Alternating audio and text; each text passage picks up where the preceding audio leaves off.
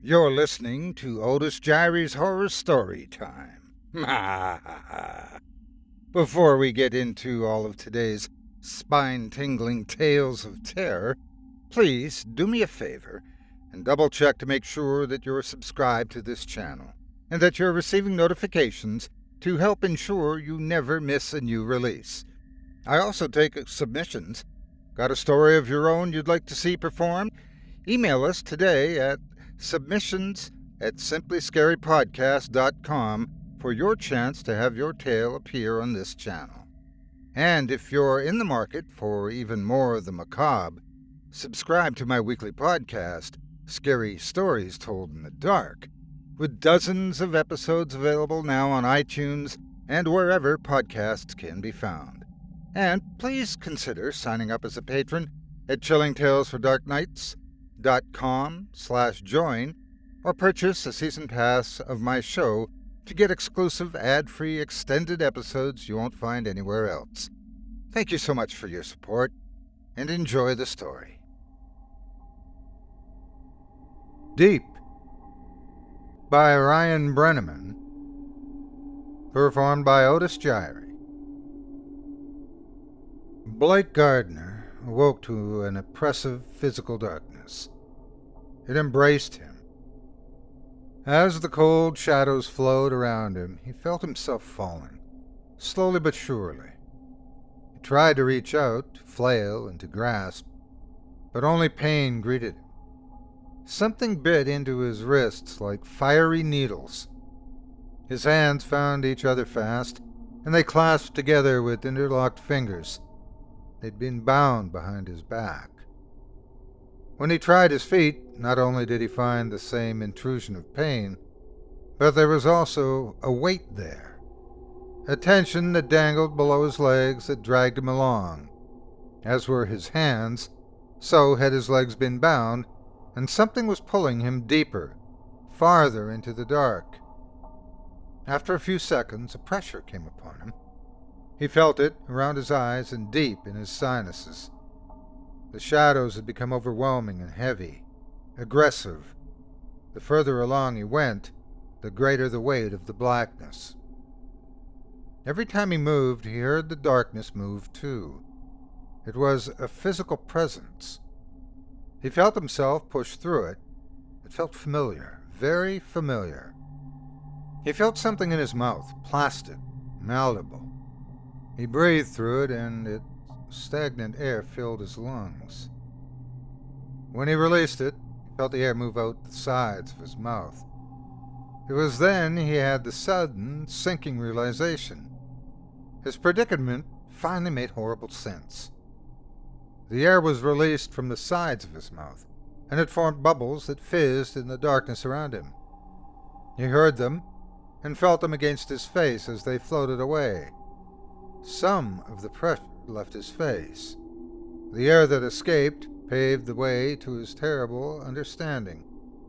Some of the darkness seeped in through the corners of his mouth. Its salty, gritty texture filled his dried mouth. The taste reaffirmed his worst nightmare. No, he thought. No, this cannot be. No. He tried to scream just moments before he reached his silt-covered destination. No one would hear him, for he was alone. Alone, bound, and trapped on the ocean floor. The panic that beset him was unlike any he'd ever known before, and again he started fighting his restraints. A useless gesture. He tossed and turned like a fish at the end of a long line. He stood no chance of escaping. The ropes that bound him were far too tight and thick for that. After several minutes, Blake felt a terrible exhaustion set in. The water chilled him. The only warmth came from the failing adrenaline surging within his shivering veins. The salt stung at his chest with needles and pins. A shocking and unwelcome pain. He stared into the dark. He was mortified by the almost perfect darkness before him. In the night, and at his depth, he was positive his visibility was no more than a few inches in front of his face, yet he knew he could see. His eyes, and nose for that matter, were both dry. They were covered. Someone had given him a mask to see through, but why? He could see nothing. Nothing, and beyond that nothing, the shadows swirled thick and devious, concealing everything from the smallest plankton to the largest predator. His breathing accelerated as his mind kindly illuminated the shadows beyond. He saw sharks, hundreds of them, circling, their eyes as black as the water, their teeth shining in a bloody white radiance. They all smiled at him. They'd been given such a lovely present. That was what he was, wasn't it? A gift to anything and everything that lurked below. The only thing he was missing was a pretty little bow. And he'd be alive to feel it.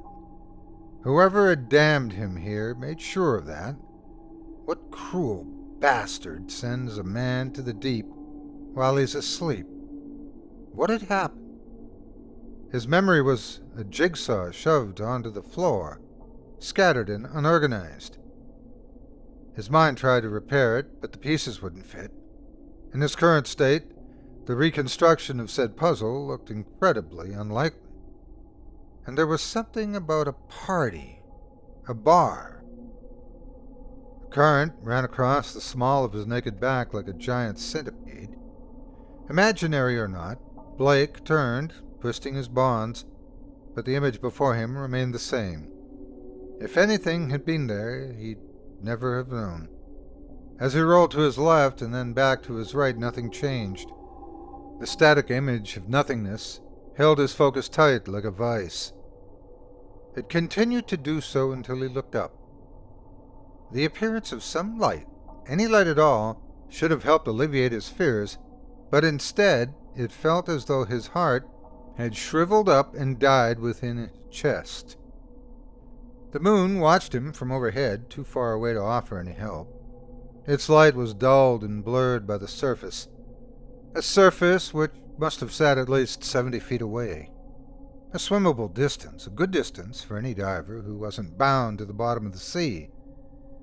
It could be worse, his mind decided to say. Yet the temptation of the waves above and the soothing light of the moon offered him no hope. They merely mocked him with the release he couldn't have. Before his eyes, the moon was swallowed by the dark. Blake grasped fast for the rope below. Holding it tight, he pulled and thrashed until his back was brought to bear against the hard concrete block that had sunk him. His heart raced, his eyes strained in suffocating black. Something, somewhere above, had just crossed between him and the only light he had left. Something big, and he could not see it. He could only wait for it to take him. Seconds passed, turned. Minutes passed, and he was still alive. His grip relaxed. Cautious, he was very cautious. He felt himself rise, held buoyant by the breath in his lungs. In the depths, it wasn't just his eyes that failed him. All his senses had seemingly abandoned him to his fate. His hearing was useless. The ones who had damned him to the deep had placed earplugs in his ears, and though they'd surely saved his eardrums from rupturing under the water pressure, the only sounds that came through them were harsh and static. All the ocean offered him was a droning white noise. Down there, in the deep, the only sense he had unhampered was his touch, but that could only help him so much. He was a prisoner in an unaccessible hell. It took about 5 minutes, an unspeakable amount of time for Blake, before light would reappear in the waters above. In that time, Blake, fueled by his fear of the suffocating unknown, had been feeling around his restraints, reaffirmed what he already knew. Rope had bound him at the wrists and at the ankles. He followed the line beneath his ankles and felt about the cinder block that had pulled him down. The rope wrapped around it many times. Each strand was as thick as his thumb, and he couldn't find any knot. It was surely on the other side of the block, suffocated in the thick muck below. He couldn't untie it. The idea of his pocket knife came to mind. He should have had it on him. He never went anywhere without it. It was a good, hopeful idea for a few seconds. When he reached upwards for his shorts, he was only met with the touch of his own skin. His chin, as if he could see himself. His chin rubbed against his raw collarbone, and Blake found he was also without a shirt. He was naked, completely exposed and naked. They'd stripped him of not only his freedom and of his understanding, but of his goddamn clothes as well. His knife surely sat comfortably in his clothes, far away from him, above the surface. He cursed in an explosion of air and fury that had taken over from the bone-numbing fear he'd felt moments before. It was a feeling that any man who has had hope torn from his chest so quickly after finding it knows all too well. In the darkness, however, it was a fleeting feeling. The cold that crept along his skin made itself known once more. It begged for Blake's attention. Where was he before? His mind wandered back to the jigsaw puzzle, and had found some of the pieces unturned. A bar. Downtown L.A. That was it. His last memories of freedom. And they were spent in just a typical Friday night. Not exactly respectable, but not worth his situation, surely. What could he have done to elicit this fate? An alley. He flipped a jigsaw piece in his head. There'd been a woman there. She'd called beautiful woman. Blonde, green eyes. What happened then? Another piece flipped. She wasn't alone, was she? Another piece. She'd offered him a drink earlier, something was in it. The puzzle, turning, stopped. For the first time in what felt like a lifetime, something above caught his eye. As if granted by a cruel god, a green light descended from the surface. It caught his eye early, and he followed it as it sunk beside him. It fell gracefully, almost perfectly, through the water. In a slow drop, it settled nicely in the silt below. Blake saw pieces of the sediment rise around the light in a thin cloud as the dim LED glow touched the ocean floor. His only cup had landed just beyond his grasp. He tried, of course, but he found the weight that tethered him to the bottom was too great to move. So the light remained nearby, but unusable. He tried to hover close to its glow. It showed him the smooth silt of the bottom for the first time.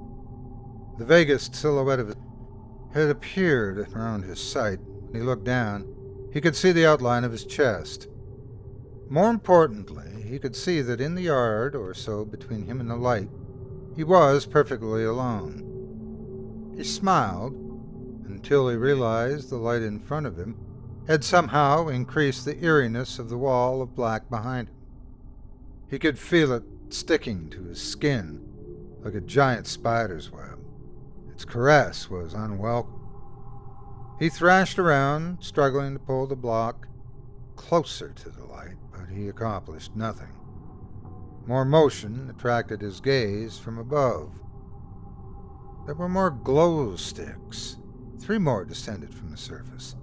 He saw 2 of them enter the water from above, near where the moon had been. They illuminated the faintest shape of the object that sat above his head. A boat. Was it help? Were the lights there to pave the way for a dive team? The idea was sweet as it rolled in his head, but it seemed so unlikely. The stinging on his chest brought the pessimism. It was his captors above. They were dropping the lights to be cruel, nothing more. As they settled, he noticed that the pattern hadn't been random. The lights all landed around him in a perfectly semicircle formation. He noticed each one had a fishing line wrapped around their middle. They hadn't sunk. They'd been lowered. But why? The prickling feeling on his chest got worse. The light around him had grown helpful. Blake could see himself for the most part in their sickly green glow. It was both reassuring and disheartening to see the seafloor around him. He was thankful to see the silt free of crabs or other aquatic nightmares. The idea of something crawling up the ropes and onto him made him shiver. However, to see that only algae spotted the bottom was crushing. There was nothing, no seashell, no shark tooth, nothing that Blake could have possibly used to cut himself free. His head drooped in frustration. There was something on his chest. No, not on. Something was in his chest, cut into. Someone had cut all over his chest, and the cuts were purposeful in their direction and design. They'd cut shapes, symbols into his chest. Blake spent his whole life in L.A., a city boy through and through, but he knew a brand when he saw one. He had been branded. To Blake, it felt more than a physical injury.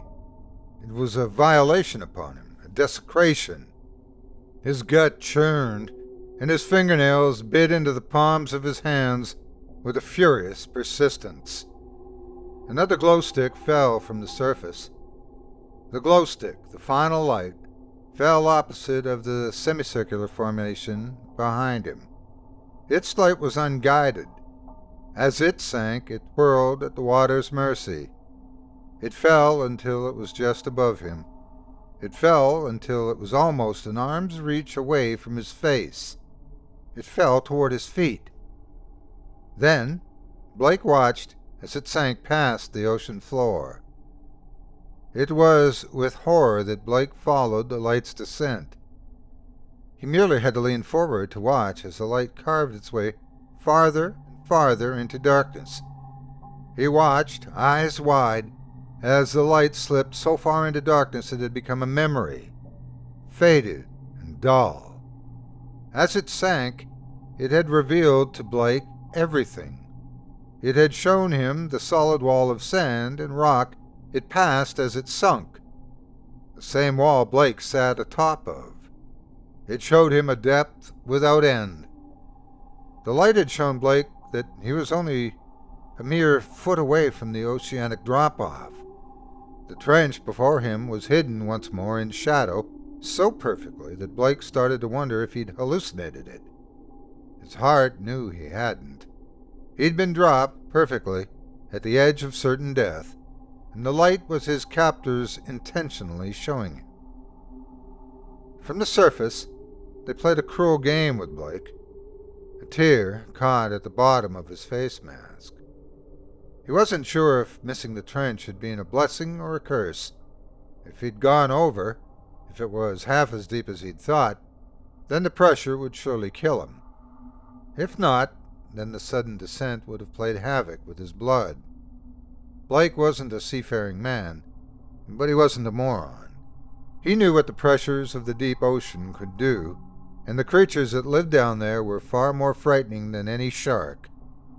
The thought of it, of one of those creatures rising, made him recoil further. His back came to rest against the slime of the ocean floor. He lay in the comfortable circle of light. Up here, at the edge of oblivion, he was condemned to wait. Death could come at any time, Blake was sure of that. That was the worst of it, the waiting. Blake considered, if only for a moment, pushing himself over the edge. He would die, painfully, but it would be faster. It would also be on his own terms.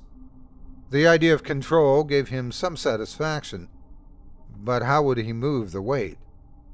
Last he tried, it had been impossible, and who was to say the depth was far enough to kill him? What if he landed at the perfect place between agony and death? It was too risky. He could have chosen to stop breathing. No, he could have made it even easier than that. He could have just spit out his regulator. That would have been more peaceful, less painful. Either way, Blake decided it was far preferable to die as he wanted than to die as the bastards above wanted him to. He just needed to gather the courage. Courage ran in short supply as the lost light began to emerge from the dark. Blake had risen to a floating position again when, in his peripherals, He saw the faint glimmer beyond the edge of the trench. He avoided it. Surely it wasn't real. It was his mind, his panic. If he ignored it, he'd suffer no consequence. Yet the light persisted, and soon the glow became unmistakable. The shimmer called to Blake from just past the edge, in the deep. Blake looked. The light was rising. Against all logic and sanity, the lost light had begun to ascend in the frigid waters. It showed Blake something awful. Below its light, the shadowed waters seemed to breathe and stir. In the periphery of the rising green light, shades changed as something rose from the depths. It was a sickening realization that came when he saw the shadows had wrapped themselves around the middle of the glow stick. The light was rising because something was carrying it. Blake's view was again obscured by bubbles and darkness as he retreated from the abysmal edge. In quick, pathetic motions, he tried to pull himself away from the rising terror. He felt the prickly sand pressed up against his back as he wrestled, futilely, with his restraints. Unfortunately, he had neither the strength nor the energy to break the vacuous hold the sediment had upon the block. He could do little more than yell through his regulator as the light peaked. Blake could see it now. As the light stopped its vertical ascent, a disturbing scene greeted him. He would have given anything to return to the darkness, as a figure clambered up and over the ledge. It stood directly before him on two naked legs. Their eyes met.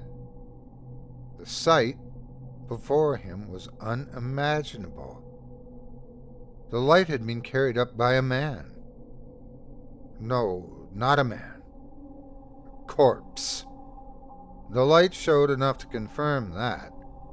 The man's bare skin had grown ragged and gray, waterlogged by untold months beneath the waves. Some sections of flesh had long since given way, surrendered to the sea, revealing the fetid muscles beneath.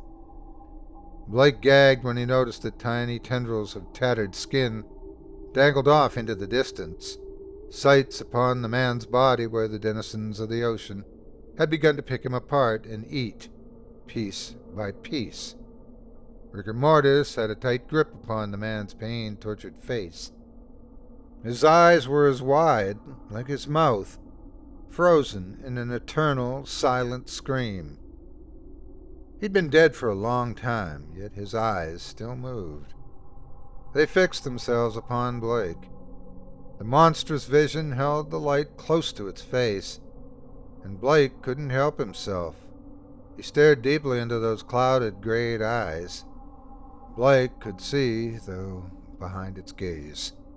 His soul sat within it. The corpse leaned closer, brought by an unseen current, perhaps, towards Blake. Extending its free arm in a rigid, almost robotic fashion, it began to examine him. It seemed inquisitive, like a man examining vegetables at a supermarket. It was morbid in the way it moved. When in motion, the limbs and muscles of the figure seemed healthy, alive.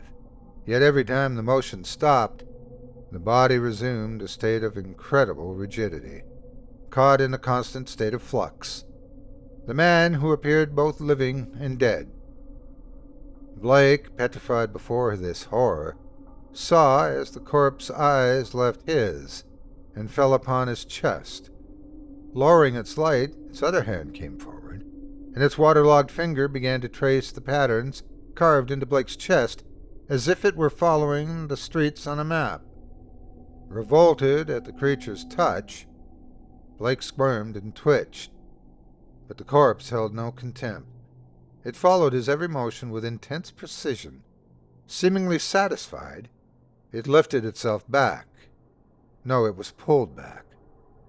There was something behind the corpse. Like a pillar in the light, a shape had taken form behind the moving carcass.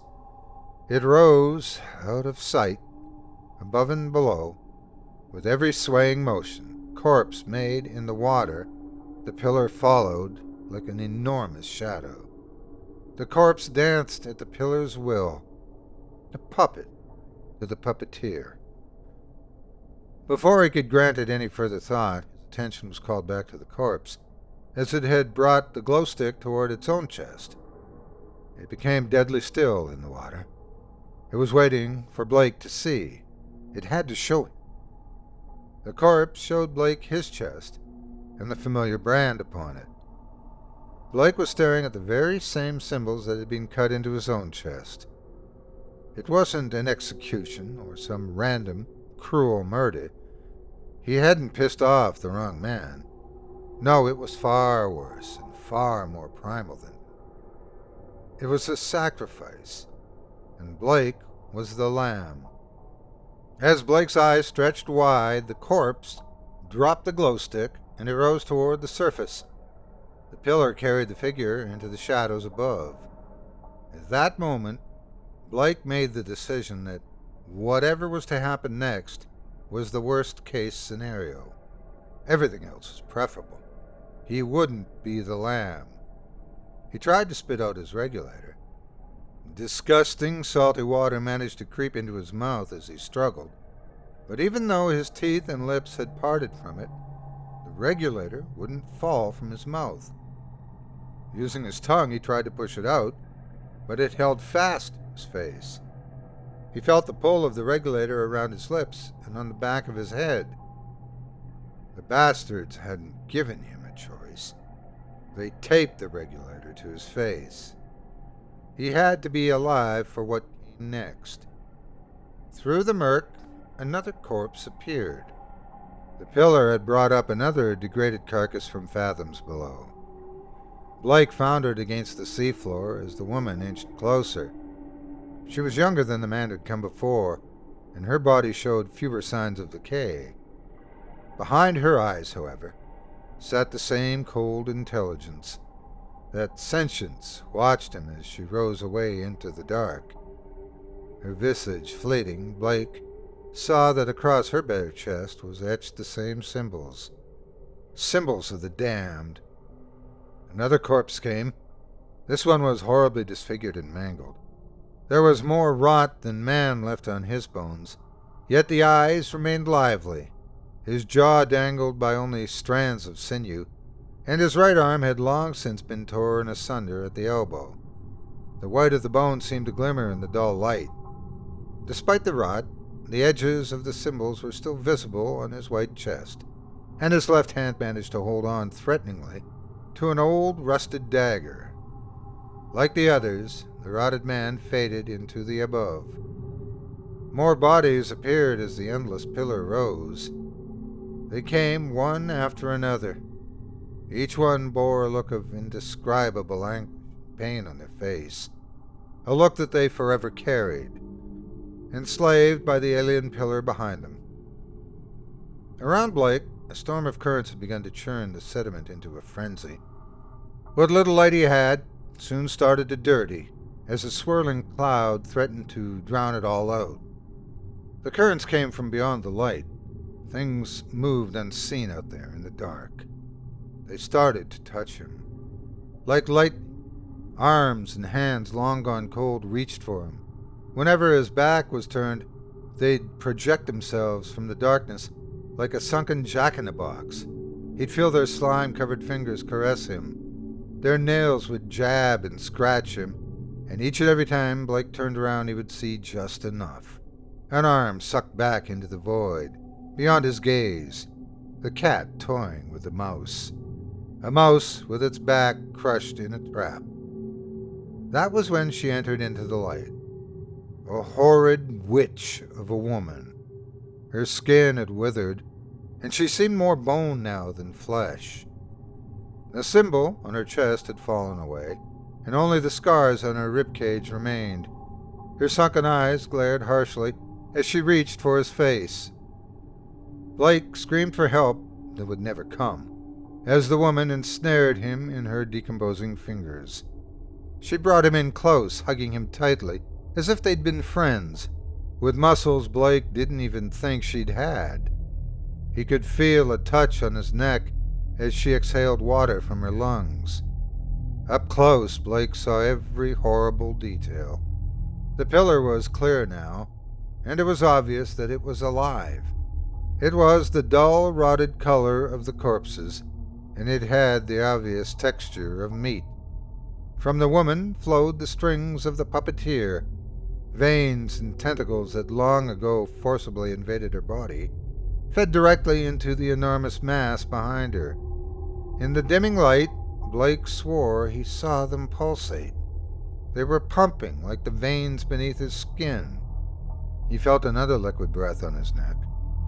Craning around, he saw what he'd believed to be a pillar wrapped around behind him. The first man he'd seen had emerged, and the pillar carried him away. The mass of flesh that had fused to his back lifted his body upward toward the surface. His eyes never left Blake. In the shadows, the pillar seemed to squirm and twist as it snaked its way up, thickening the further it went. As it positioned itself, Blake understood what it was that had risen from the trench. The pillar was actually an enormous tentacle. Like the suckers of an octopus, the tentacle had used the woman's arms to hold Blake tight. Behind him, the tentacle had brought into position the ghastly, one-armed man Blake had seen earlier. The woman tightened her grip as she presented Blake to the one-armed man. Craning his neck, Blake saw the man fumble with the rusted dagger. He brought it sharply toward the bonds that held Blake's ankles so tight, and began to cut. He was reckless and precise as he sawed through the ropes. As the binds came loose, Blake grimaced as the knife continued to saw. The man had accidentally severed a slice of skin from the side of Blake's ankle. Blake felt his legs come apart from each other, and he let them spread into the water. He was free from the bottom. Free. In that instant, the fight started. He let loose with the fury and panic that the entire ordeal had granted him, but the corpse held tight. In fact, the more he struggled, the tighter her grasp got. The strength was far too great to resist, and soon Blake started to feel his ribs bend and strain. He couldn't breathe, but he kept fighting. The whole time Blake fought, he saw her horrid gaze, unblinking, unfeeling, unyielding. Despite the thrashing, the puppet corpse behind him decided to proceed with the cutting. This time it took aim at the bonds between Blake's wrists. As he did so, Blake had an idea. A risky, terrible idea. In acceptance of the fact, his legs stopped kicking. The woman released her grip just enough, in kind, and Blake sucked in a huge breath of air. His eyes glared defiantly at the specter. He kept breathing, waiting. He had nothing to lose as he made his move. As soon as the dead man had finished cutting his binds, and at the precise moment the final strand had parted, Blake's palms closed around the rusted blade. They didn't let go. He wanted to scream as the blade dug into his palm, but he was beyond that now. His veins burned with pure determination. The one-armed man seemed not to possess the same strength as the woman had, for his grip on the knife was weak and feeble. No matter how hard the man pulled behind him, Blake would not release the blade. The woman's face never changed, but Blake saw a hatred grow in her eyes. With a terrible yank that nearly ripped the meat from his palm and bloodied the water all around him, Blake pulled the knife and the rest of the man's fingers free. Behind him, the top of the tentacle ran into the dark, carrying corpses along like a morbid roller coaster. But in front of him, the woman didn't retreat. She tightened her vice-like grip. Unfortunately for her, the grip was too high, and she'd found the tank on his back. This provided Blake with ample room to bring his right hand forward and to plunge the blade deep into the woman's stomach. It scraped through her spine. Her grip failed just long enough, and Blake pushed himself free. Blake decided he wasn't going to die. The woman tried to recapture Blake, but with a strength he shouldn't have had, Blake brought the blade through the water and into the left eye of the old woman. She didn't scream, but she clenched both eyes tight in pain. A thick black goo seeped from the wound and stuck to Blake's hand like ink. Her arms flailed about, so Blake ripped the knife from her face and he jammed it into the other eye. With that, she recoiled. Her hands came to her face to cover her wounds, and the tentacle fell completely away beyond the light. He was free. He knew his time was short. With his sliced right hand, Blake managed to find the glow stick the beast had dropped by his legs. He brought it to his face just in time to see the tentacle had not left him yet. Another body, a large, overweight man, was soon upon him. His arms reached forth. Their target was Blake's throat. Blake jabbed at the body with the rusted blade, and it retreated fast. Blake enjoyed that. The threat of pain, injury, didn't sit well with the monster. That gave Blake a much-needed edge. Blake knew he couldn't hesitate any further. With a great kick against the block that had imprisoned him, he propelled himself toward the surface, to freedom, to air. He knew at that moment he would surface, even as the nitrogen started to boil in his blood, and as the salt seeped into his fresh wounds. Blake could only think of one thing: the surface breaking around his head, the chilly night sky biting into his scalp, the calming sight of the night sky. The watchful stars would be there, and they would see his final triumph. It would be beautiful. As his body began to betray him, he forced himself through. He knew the tentacle pursued from below. He could feel it, a presence in the water all around him. Hungry, ravenous eyes followed him from below, but he didn't care. He couldn't afford to. His hand was cramping. He found his grip morphing around the light and the knife. He could only hold on to one, so he made a choice. As the knife sunk, Blake grabbed onto the glow stick with both hands. They clung to it like it was a lifeline. The surface was coming. Oh, how close it should have been. Surely only 30 feet. 20. 10. The stars. He should have seen the stars. Instead, only a pained, angry face met his gaze. Blake nearly collided with the corpse that had ambushed him out of the dark. He brought his feet to the corpse's chest and kicked hard against it. He felt the thing's ribs collapse beneath his feet. He circled to his right and tried to rise again. He would make it. He knew he could do it. He found another. The woman was missing half of her face, but she reached for him regardless. He dove down as she grasped for his legs. He just barely slipped by. Out of nowhere, a hand reached for his face. His momentum carried him past the man and too close to the tentacle. He flipped around and shot far away. A small amount of water invaded his goggles, and the bends began to stab at his muscles. He could do it. Again he was ambushed. It shouldn't have been possible. The tentacle was everywhere. It was fast. How was it so fast? Then the light showed him the truth.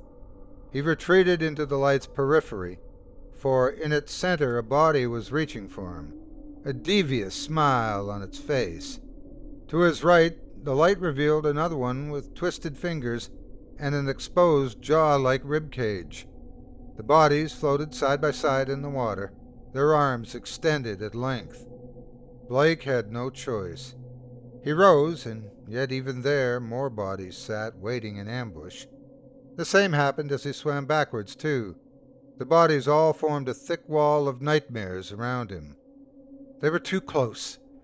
One of the bodies struck Blake hard in the ribs in passing, and in pain that was finally too overwhelming, he dropped the light. Greedy arms took their chance and assaulted him as the light fell. As it sank, it illuminated the inside of what had become a solid wall of flesh. A swirling maelstrom decorated with death had completely surrounded him. There wasn't just one tentacle. There were dozens, and they had contained him inside a giant sphere. His arms and legs were free, but Blake had never felt more trapped. The tentacles swirled. They kept him from the stars. Through his earplugs he heard a chorus of screams grow from nothing to overtake the white noise. They came from all around him, escaping out of the throats of the long-since deceased. Their faces contorted as the ghoulish melody echoed through the waves. It was a tune of pure mockery and triumph, the song of Blake's defeat. He couldn't do it. He never could have. Blake began to sink. His muscles had stopped working. The pain of the bends was too great for his brain to ignore. He burned inside as the tentacles began to constrict their net. He was only vaguely aware as many more pairs of arms began to claw at him and hold him tightly in submission. The corpses never blinked. Behind his eyes, Blake was screaming. Not from the pain, he screamed in defiance. He screamed against the cruel irony that had perverted his escape. He saw the light at the bottom of the writhing mass of tentacles. Blake watched as the tentacles parted, allowing the light to fall beyond his reach, beyond his sight. The tentacles closed again, and the light died. Blake was in the pitch black, alone with the dead. He couldn't see it, but they started to smile. He felt it when the arms tore the goggles from his face. Not that they mattered anymore. The darkness persisted. Only the pain was new. The water assaulted his eyes and forced its way up his nose. The salt burned everything that it touched. He only managed to suck in half a breath as they removed the regulator from his face. The breath was spoiled as water was quick to invade his lungs. Blake sputtered and spat, but all that did was expel the last bit of air from his lungs. As they tore the tank from his back, Blake was drowning. He wouldn't drown fast enough. Though he couldn't see it, tentacles positioned him strategically.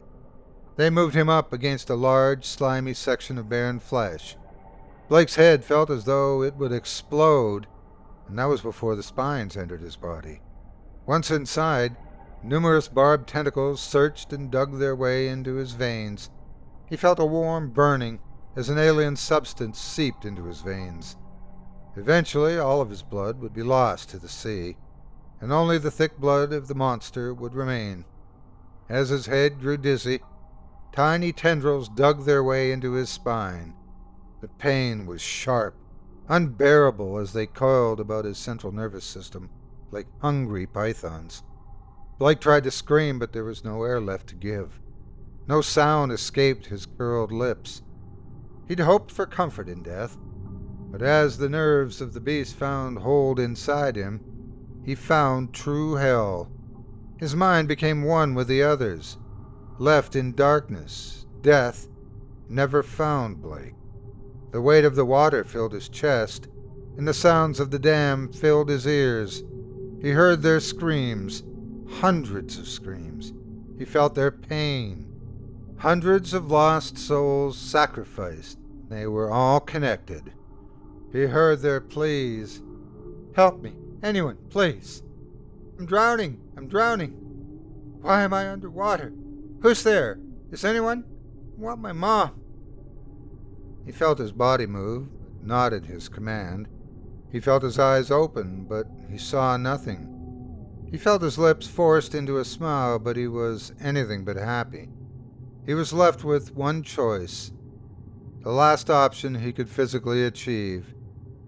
He called for help. No one would answer him, of course, for his pain was their pain. His fate was theirs. As they sunk into the abyss, one alien voice was forced into his mind. All is one here in the colony. From their position near the seafloor, beyond the ring of light, the two divers had watched as Blake made for the surface. They knew both better than to interfere, so they had waited patiently. There was no reason to chase after him. The colony had never allowed anyone to escape before. The situation, unseen above, was surely well in hand. The blonde-haired diver watched as the lost light sank in front of her. She smiled as it settled. It was done. Moments after, a tentacle had crept into their circle. The blonde-haired woman watched as an elderly man was brought forth. Carried between his arms was an old wooden chest. The other diver took the chest gently and allowed it to sink to the ocean floor. With his partner's help, they opened the chest. The contents were much to their liking. They closed the chest and prepared to make their ascent. However, before they went, the tentacles surrounded them in a similar fashion to how they had surrounded Blake. The divers held themselves unnaturally calm as the dead surrounded them, including the recently deceased Blake Gardner. The tentacles seemed to bring him to showcase at the front of the circle. Using his muscles, they forced Blake's right hand outwards, and they extended his fingers up. They made his body wave goodbye before they pulled him into the unknown. This didn't affect the divers at all. 2 more bodies were brought to display. They noted the one-armed man who'd lost all but one of his fingers, and the blinded woman. In a sickening motion, the one-armed man's body peeled away from the tentacles. The tendrils retracted from his corpse, and the flesh peeled around from his back. His body was dropped to the floor below, discarded. The man squirmed but for a moment. They always did that. The woman had often been told it was just a reflex, like a decapitated chicken when it runs. She had other theories, though. She wondered if, for just a moment, the poor souls got control of their bodies back before they became forever still. She honestly didn't care either way. The woman was next. She was useless to the tentacles if she could not see, so she too was abandoned. She settled rather calmly into her sandy grave. As the tentacles left, one final body was brought to the light. On it, a young woman, no older than 20, presented his right hand clenched into a fist. On it, he raised 2 fingers toward the divers. The senior diver nodded and held up 2 of his own in an acknowledgement. With that, the young man smiled, and the creature disappeared into the trench. The 2 divers packed up. 2 more bodies. They had work to do.